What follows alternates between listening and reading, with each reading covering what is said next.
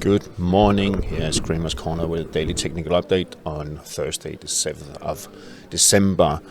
I just need to point your attention to one thing, that my YouTube videos, or my videos being published on Saxo Bank YouTube, is being moved to my own channel, Kramer's Corner, Saxo Bank Kramer's Corner. So please go there to find these video updates if you are following me on Saxo Bank YouTube. They will still be in both places for a couple of weeks, but in the new year it will move to my finally to my own channel and not be published on Saxo Bank's main website, which is actually a Danish website. All right, let's move on to S&P 500. That is got sold off heavily yesterday. We are unfolding a correction that could take us down below 4,500. We have some strong support here at 44.58, which is the upper part of the gap area. And we have the 38.2 retracement just below the 44.15, which is the lower part of the gap area. I don't think we'll go all the way down there, but it's not impossible total. But let's see. I think we'll see about a week or so with some weakness before buyers are likely to come back in towards the end of the year. The Nasdaq 15,744, which is also the upper part of this gap area. It could be tested here later today. I actually believe it will. And we could also see a test of the lower part of the gap area. But a couple of percent correction in the US market should be expected. Moving on to the European market, which has been very, very strong, just across the board, all markets. We have EUROSTOXX that tested or just spiked higher to a new higher high and a higher close. But it's a little bit weak today, and we should see a correction. Possibly, I think we will see EUROSTOXX breaking this lower rising trend line here, and we could see a correction down to around 4,400, maybe a tad lower. But that's probably also it. There's some strong support around these levels there, around 43.50, 4,400. The RSI is still in a positive sentiment, and there's no divergence indicating we should move higher after a correction. DAX, which has been really, really strong, all-time high close and everything.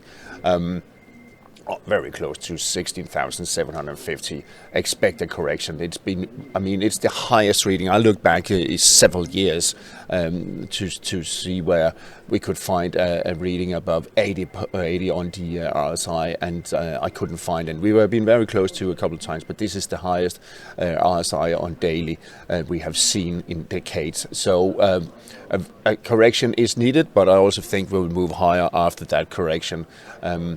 Same picture here. You can see here we have the GER40 CFD. Expect a correction, possibly down to around 16,250. I won't rule out that we could test the 16,000 if we really get some profit taken in here. We have all the moving averages down much lower here, but we will see a stronger market toward the year and going into January, I believe, and possibly also new highs after correction. But a correction is needed. We need the energy from that. AX formed this inverted hammer-like pattern here. Or we could also call a little bit of a shooting star. A doji it is for sure. If we get a negative candle today, then we have a top and reversal pattern in place, and we should see a correction lower to around 760, which will be the support area. And I think we should just do a little bit of line there to see that. If it takes out that wall, then we have a different situation. Then we are looking at 750, possibly lower on the Amsterdam market. The Belgian market testing the support here at 36.32 this morning and the 200 moving average, and expect a little bit of dancing around this level here. I think we'll dip below later today, but will still be an uptrend, and we could test the 35.75 support in a couple of days, but it looks fairly strong. Also the Belgian market, again, merely just a correction. It's just a question about how big it will be until we get other on new signals. CAC 40 closed above 74.5, a little bit of a setback, and also expect a bit of correction. Look out for this steep rising trend line here. If it does break below that one, then we could see a larger correction, larger, but correction down to around 7,300, possibly all the way down to test the 200 moving average. Finally, on the Swiss markets, testing 10,963. The strong one here is 11,068. Did we close above 11,000 yesterday? Just with a couple of cents or a Swiss franc there. All right. So, but a correction also there. Expect that. We are still in this rising channel there. So.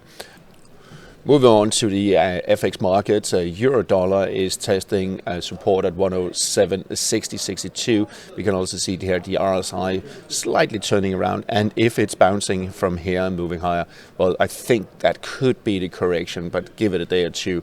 There is still some potential down to around 107-ish level, which is not unlikely, but it's a little bit of limbo at the moment. So a couple of days with a key support around the current levels that should be observed. A pair we haven't looked at for quite some time, and I need a weekly chart to show what's going on in EURUSD. EURUSD 94, very close to be tested. That was a bounce from last time. There was a bounce here back in last year, more or less at the same time. So that's really interesting what's going on. We can actually draw a falling trend line right here from these peaks here. I will not predict what's going to happen, but just point to the fact if we break below, well, then we could see much lower levels on the EURUSD. Moving on to cable, sterling dollar, testing support at 125.45 here. At the moment, I think we could see a little bit drop lower to the 38.2 retracement at 124.80. But then we have the 200 moving average coming up. We have the 21 here, and we also have the 100 actually crossing below, and that is not a death cross. Both of them have to be declining. So. But we are in a correction phase. It's just a question of how big it will be. But strong support down here at just below 25 and 24.45 level could be seen, but keep an eye on potential bounce. A lot of action in the yen market, yen pairs. We had the sell-off starting this morning in dollar yen, very close to test the 144.75 support level. It's not unlikely it won't stop there, but at least a bounce we should see. But after being rejected up there at the 147.30 is well, then the sell-off actually hit on the dollar yen. Same picture on euro yen, taking out support at 157.70, straight through the rising trend line. And these trend lines are not that strong, but merely half guidelines. Next support around 155.5. Expect that to be tested. I wouldn't be surprised if that level is being tested. So quite interesting move here in yen. Also Aussie yen took out all supports quite fiercely, currently below the 100 and testing the cloud area and the 95, where we have a little bit of support, but we are in this very volatile area here between 93.5 and 96, and we could dip below. I wouldn't be surprised to see it dipping below here the next couple of days below the cloud, which we have seen several times where it dips below, and then back up again. So look out for a counter move. But again, it will take quite a bit to reverse the trend to uptrend, and I don't see that anytime soon. There is downside risk to 93.5 level. And finally, when we're talking yen, sterling yen formed a kind of a double top. It's not the best one. It should be equal height, and we should have a higher trend. But anyway, I think we could see a move down to around the 181.25. or maybe it will stop just below 182 after taking out the support there, and then I think we'll see a bounce back from those levels.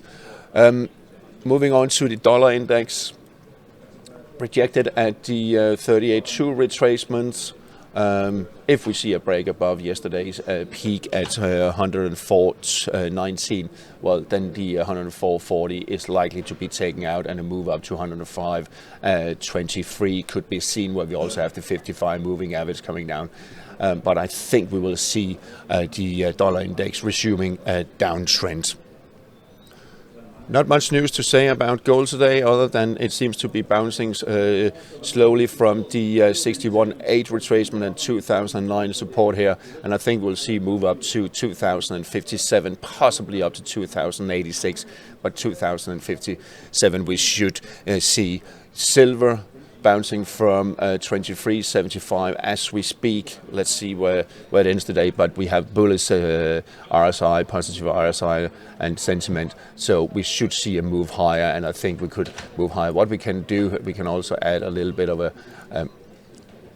there we go, Fibonacci retracement, so up to around 24.60, possibly up to around 25.11 in a bounce, at least on the short term. Copper struggling quite a bit, actually went below the 382 pivot, dancing around some support here at 373, around that level, actually dipped below, but we are still above the cloud. We are also in a positive sentiment on the RSI, so I do expect a bounce from that level also on copper. Massive sell-off in oil.